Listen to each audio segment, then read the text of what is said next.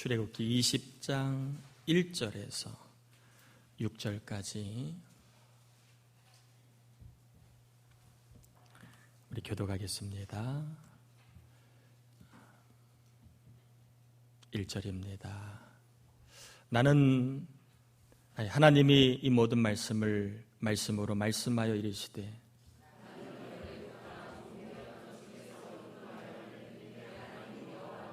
너는 나 외에는 다른 신들을 내게 두지 말라.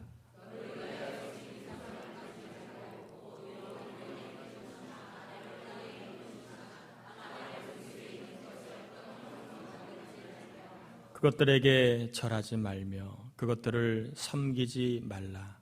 나 네 하나님 여호와는 질투하는 하나님인즉 나를 미워하는 자의 죄를 갚되 아버지로부터 아들에게로 3, 4대까지 이르게 하거니와 나를 사랑하고 내 계명을 지키는 자에게는 1000대까지 은혜를 베푸느니라. 아멘. 아멘. 예배하는 여러분을 축복합니다. 하나님의 은혜가 꼭 경험되기를 바랍니다. 오늘은 사점을 넘으려면이라는 제목으로 말씀을 전하는데, 사점이라는 말은 체육 용어입니다. 달리기를 할 때에 뛴 지 얼마 안 되어 숨이 차며 그리고 고통을 느끼는 그러한 시점을 사점이라고 합니다. 영어로는 데드 포인트라고 얘기를 하지요. 이때에 이 고통이 너무 극심하기 때문에 정말 죽을 지경이다. 그래서 사점이라고 이렇게 용어를 붙였습니다. 운동의 강도가 강할수록 사점은 빨리 오게 됩니다. 또 힘들수록 사점은 빨리 오게 됩니다. 저는 체육 용어긴 하지만 이 사점은 살다가 보면 우리 모두에게도 언제든지 올 수 있는 포인트라고 생각합니다. 이 사점은 고통을 느끼는 때를 말할 수 있고, 또 때로는 너무 고통이 심해서 좀 그만두고 싶다, 포기하고 싶다, 그리고 그냥 다 떠나고 싶다, 그런 마음의 상태를 사점이라고 말할 수 있습니다. 어떤 분에게는 지금 오늘 2015년 7월 26일 이 주간이 사점인 환경이 있는 분도 있습니다. 자꾸 사면초가 같고, 그리고 여러 가지 문제가 이렇게 꼬리에 꼬리를 물고 찾아옵니다. 하나가 해결되면 또 다른 문제가 걸릴 수 있고, 또 하나를 고치면 또 다른 문제가 또 이렇게 다가올 수 있습니다.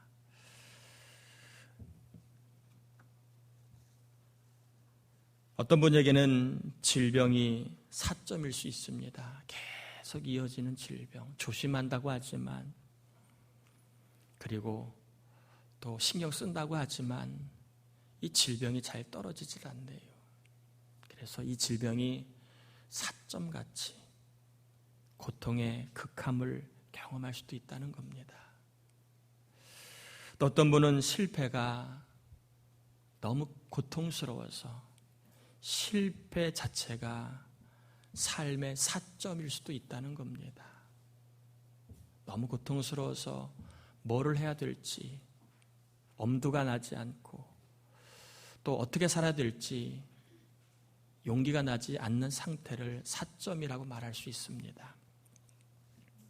또 어떤 분은 관계가 사점일 수 있습니다. 믿었던 사람에게서 큰 고통을 당합니다. 함께 했던 사람에게서 큰 고통을 맛봅니다. 알던 사람에게서 고통을 맛봅니다. 관계가 사람이 나에게 고통이 되기 때문에 사점인 경우도 있다는 겁니다. 그런데 우리 신앙생활에도요, 사점이 있을 수 있다는 겁니다. 이렇게까지 믿었는데 고통이 사라지질 않네요. 예수 믿으면, 교회 나오면 다 한 방에 해결될 줄 알았는데 그 고통이 생각만큼 잘 거치질 않습니다.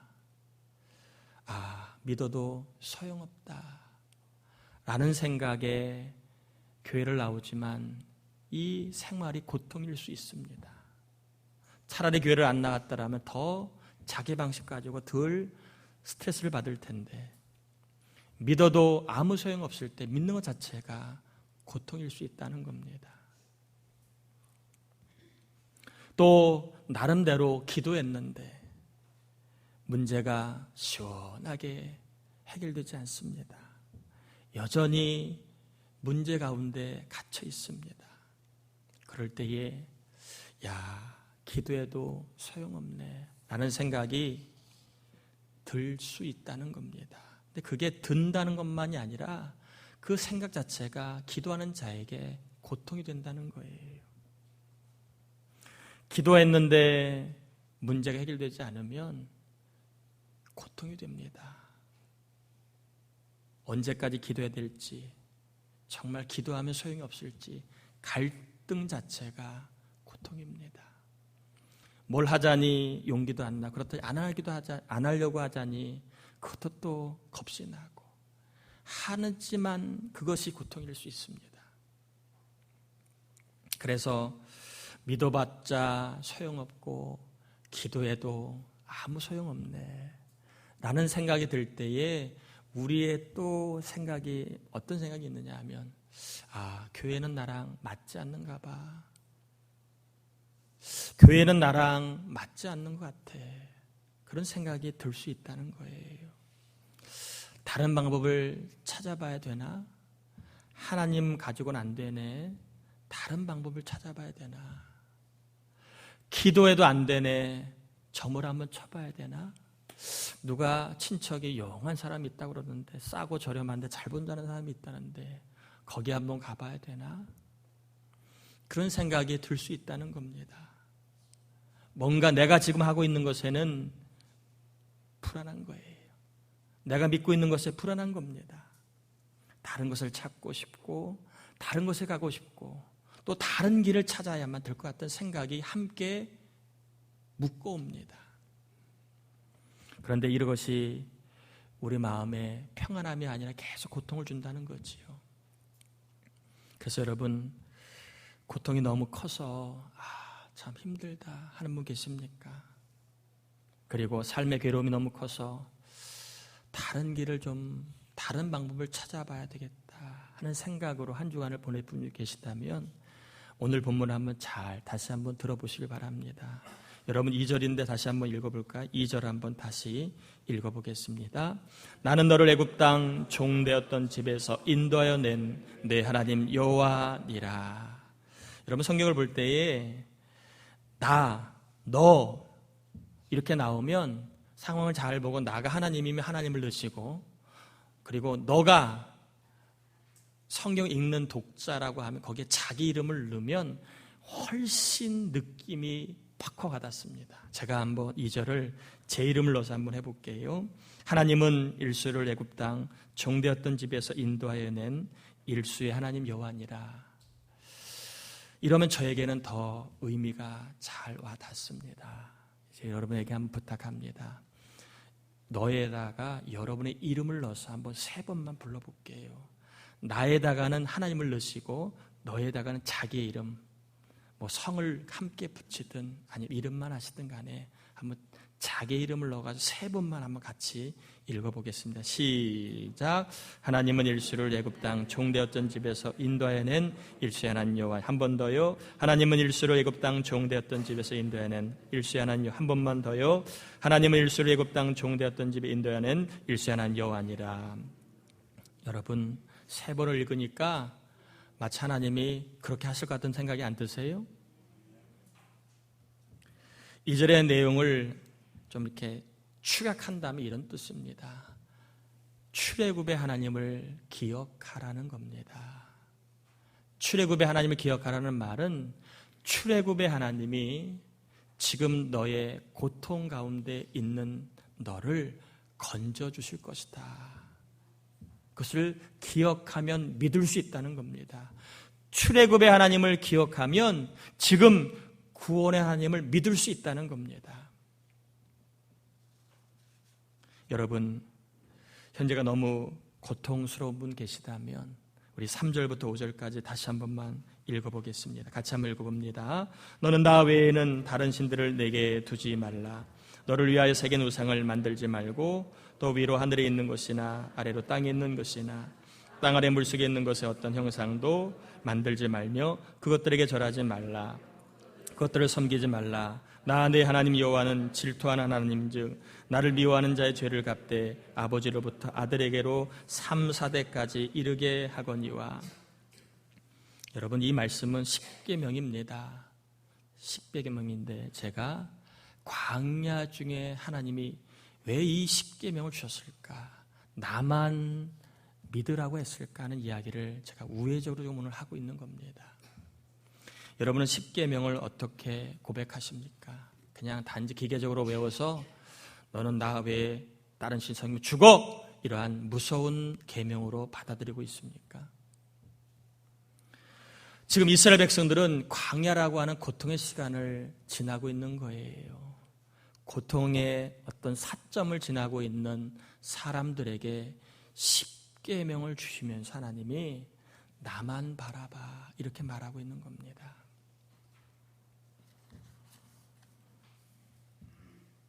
고통스러워도 하나님을 바라볼 때에 우리에게는 하나님의 은혜가 경험될 수 있다는 겁니다. 따라합시다. 고통스러워도 하나님을 바라봐야 은혜를 경험한다.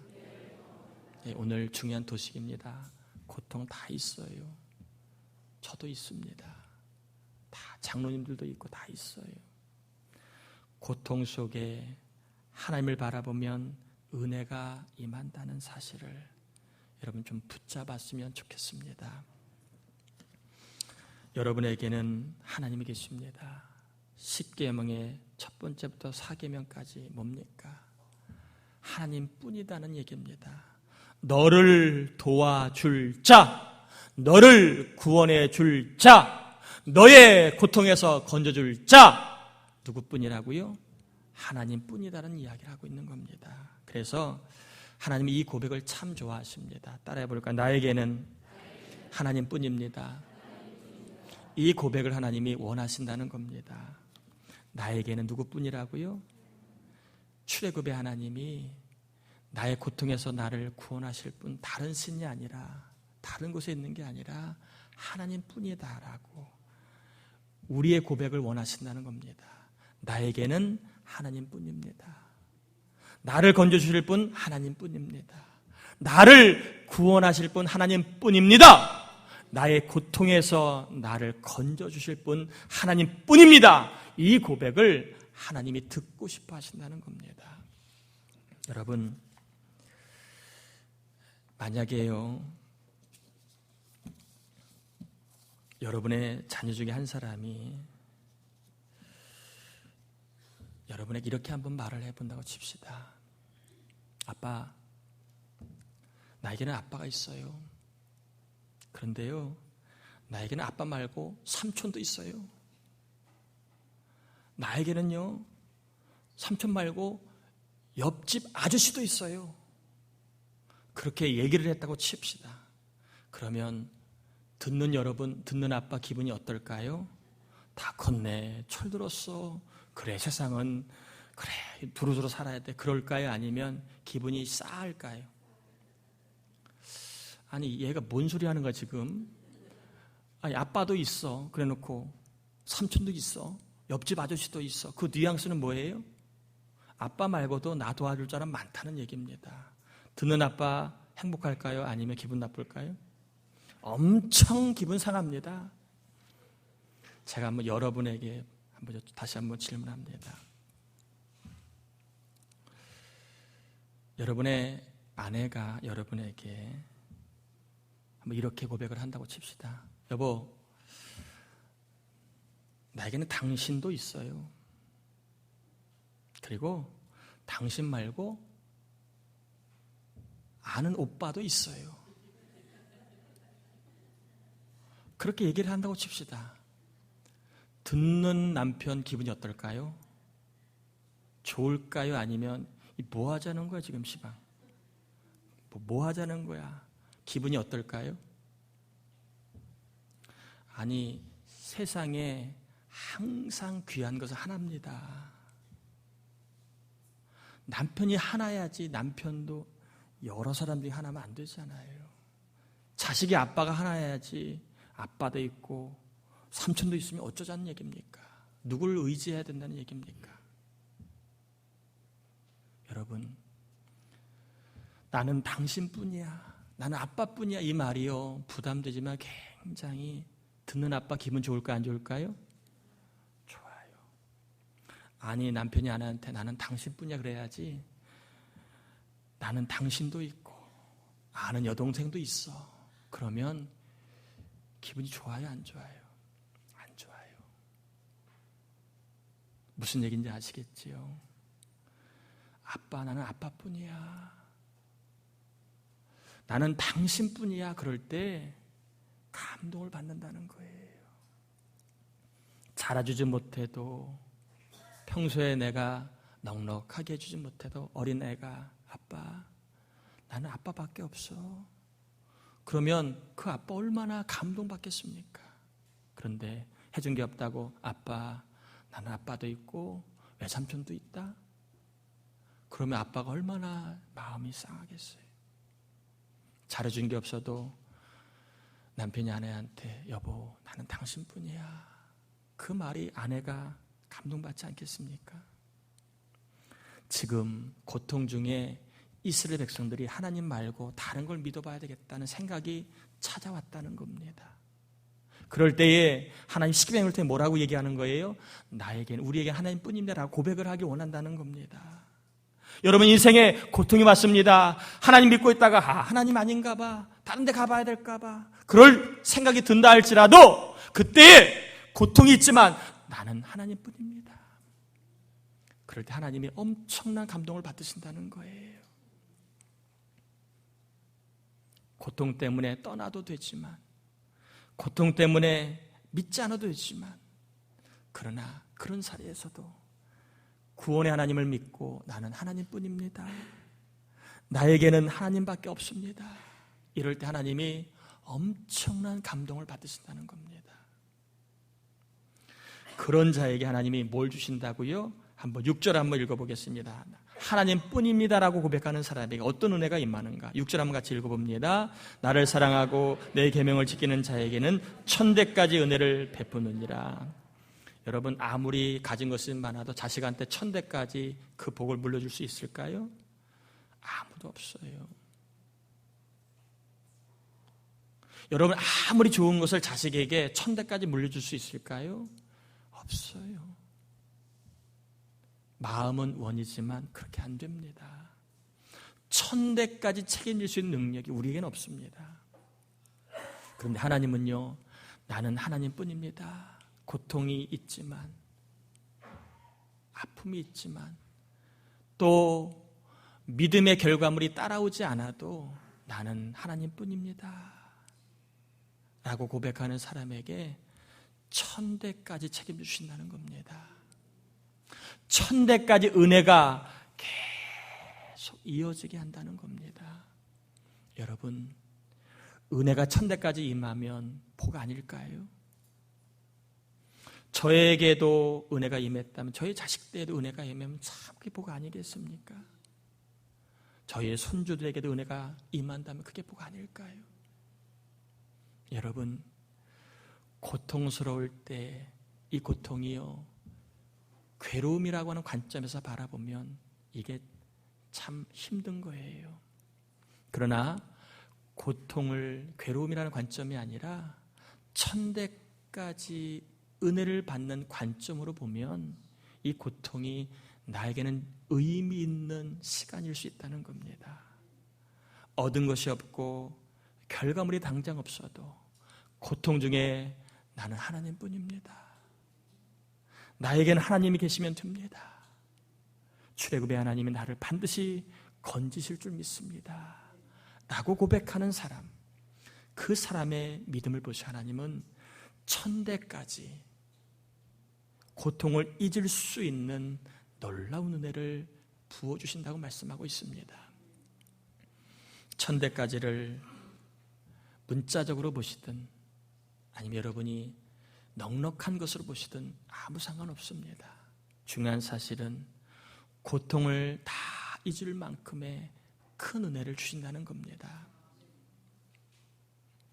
여러분 어떤 일로 고통을 느끼고 있습니까? 자식 때문에 고통이 많으신가요? 믿지 않는 누군가 때문에 마음이 많이 힘드신가요?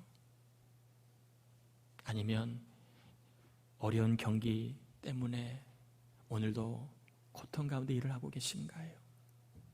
또 살지만 인생에 살맛이 없고 온통 사방 다 마음에 들지 않고 괴로움만 가득 찬 삶 때문에 고통을 느끼시는가요? 하루하루가 먹는 낙도 없고 자는 낙도 없고 일하는 낙도 없어서 힘겨우신가요? 여러분 힘들어도요 나는 하나님뿐입니다 고백하셔야 합니다. 힘든 게 4점이에요. 4점은 반드시 달리다 보면 끝납니다. 4점이 왔을 때 포기하면 아무 소용없습니다. 저는요 달리기를 좋아합니다. 특별히 요즘같이 뜨거울 때 저는 오후에 달리기를 합니다. 뜨거울 때 달리면 어떤 현상이 있느냐 하면 처음에 막 숨이 가빠와요. 그런데 숨이 가빠올수록 몸은 차가워집니다. 시원해요. 그리고 조금 이렇게 편하게 뛰면 별로 이렇게 힘들지 않아요. 조금 빨리 뛰면 4점이 옵니다. 숨이 팍팍 막혀오고 이 심장이 막 쪼그라들고 이렇게 터질 것 같은 느낌이 와요. 다리가 막 풀리기도 합니다. 내가 뭐 이렇게 꼭 해야 되나 그런 생각이 들어와요. 그럴 때에 아무 생각 없이 그냥 머리 쳐박고 뜁니다. 그러면 희한하죠. 그 포인트만 지나면 한 몇십 분 달릴 수 있습니다. 여러분 어떤 인생의 4점을 맞이하셨습니까? 너무 고통스러워서 남사스러워서 누구한테도 얘기도 못할 고통이 있으십니까? 4점은요 지나갑니다. 하나님 의지에도 지나가고 다른 그 의지에도 지나갑니다. 4점은 영원하지 않아. 그러나 하나님 의지하면 1000대까지 은혜를 받습니다. 그러면 4점일 때 여러분 어떻게 해야 되겠습니까? 고통스러워도 나에게는 하나님뿐입니다. 나에게는 하나님뿐입니다. 라고 고백할 때에 그 이후의 인생은 1000대까지의 은혜가 임하는 인생이 될 수 있고 힘들다고 믿어봤자 소용없어 기대봤자 소용없어 교회 나봤자 소용없어 하고 하나님을 떠나면 이때는 1000대까지 은혜가 이제 물거품이 되는 겁니다. 여러분 기도하고 있었는데 이제 더 기도하고 싶지 않다. 4점입니다. 여러분 하나님 믿어봤는데 믿어봤자 아무 소용없네. 거기가 4점입니다. 나름대로 내가 착하게 살았는데 자식 새끼 내 맘 하나도 몰라주네. 거기가 4점입니다. 다 치료받는데 효과가 없네. 4점입니다. 열심히 살았는데 되는 일이 없어요. 4점입니다. 여러분 그 4점에 나에겐 하나님뿐입니다. 구원의 하나님이 나의 하나님입니다. 여러분 고백하시면 하나님 완전히 감동하십니다. 여러분 하나님이 감동하시면 지갑이 열릴까 안 열릴까요? 지갑이 열립니다. 여러분 장로님들한테 멋있어요 그러면 지갑이 열린다니까요. 지갑이 확 열립니다. 사람도요 감동받으면 주고 싶어요. 하나님도 야, 너 힘든데 어떻게 나뿐이라고 얘기하니? 너 고통스러운데 어떻게 하나님뿐이라고 얘기하니? 그럴 때에 하나님이 감동받으신다는 겁니다. 하나님이 감동하시면 그 다음에는 1000대입니다. 1000대까지 은혜입니다. 치유의 은혜, 그리고 형통의 은혜, 강건함의 은혜, 기도 응답의 은혜, 사람이 고치지 못하고 만들지 못하는 놀라운 복의 은혜가 임할 줄 믿습니다. 저 여러분 모두 고통 중에 원망하거나 불평하지 마시고, 사점이다, 그럴 때 내가 나는 하나님뿐입니다 고백하셔서 감동받으신 하나님께서 저와 여러분 가정과 자녀 일터 위에, 그리고 우리 가족 가운데 병마와 싸우고 있는 종들 위에 하나님이 천대까지 넉넉한 은혜를 베풀어 주셔서 하나님께 영광 돌리고 복 있는 삶을 살아가는 은혜가 임하기를 주님의 이름으로 축원합니다.